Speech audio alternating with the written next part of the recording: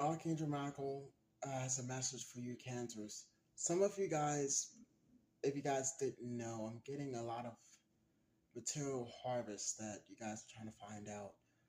That won't be, he says, that won't be until you guys find your life path and stop being stubborn. Um, Possibly dealing with death, ego death. Yeah, it'll take some time. However, tick tick, he says, because opportunities will just fall, and it won't be at your feet on your lap or anything. It'll just ask the Most High, and He will give you. But don't swat it. So it's like you swat it. Well, this is your answer.